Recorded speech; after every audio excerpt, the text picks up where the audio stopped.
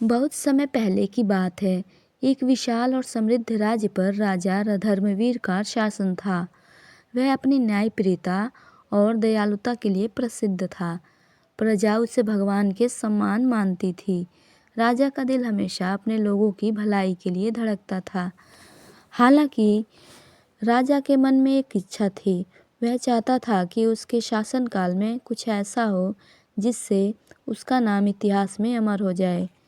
राजा ने अपने मंत्रियों को बुलाया और कहा, हमारे राज्य में समृद्धि है लेकिन भविष्य अनिश्चित नहीं है। अकाल, बाढ़ या युद्ध कभी भी आ सकते हैं।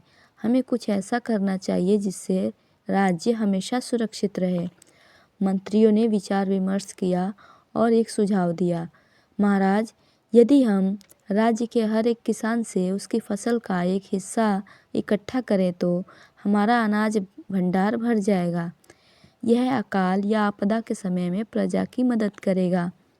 इसके अलावा इस काम में जो सबसे अच्छा योगदान देगा उसे हम सम्मानित करेंगे। राजा को यह सुझाव पसंद आया।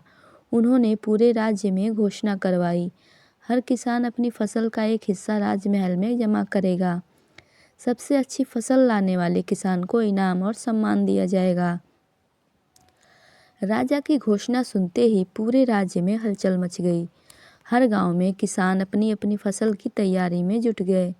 कुछ किसानों ने नई खाद और बीज खरीदे तो कुछ ने अपनी ज़मीन को और बेहतर तरीके से तैयार करना शुरू किया।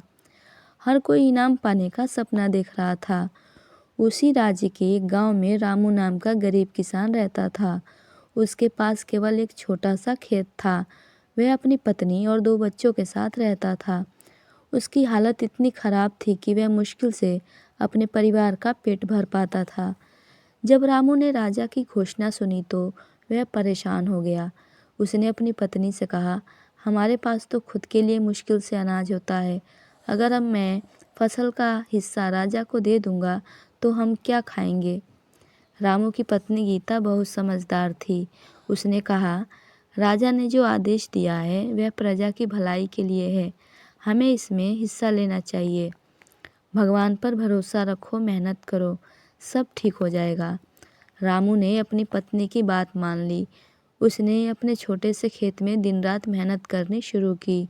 हर सुबह सूरज उगने से पहले वह खेत पहुंच जाता और देर रात तक काम करता।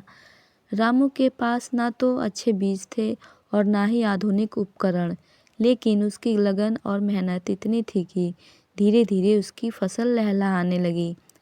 पास के किसानों ने जब उसकी फसल देखी तो चकित रह गए। वे कहते, रामू के पास ना तो संसाधन है और ना ही मदद, फिर भी उसकी फसल इतनी अच्छी कैसे हो रही है।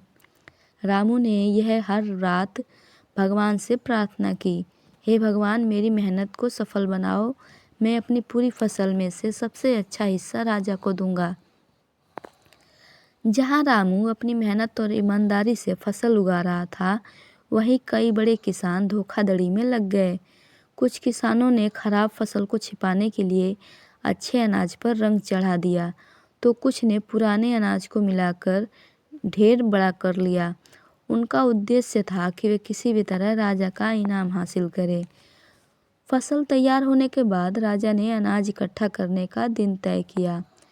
राज्य भर में किसान अपने अपने राज्य भर के किसान अपने अपने बैलगाड़ियों में अनाज भरकर राजमहल पहुँचे।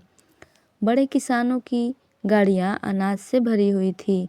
हर कोई अपने ढेर को देखकर गर्व महसूस कर रहा था। रामू के पास केवल एक छोटा सा बोरी था।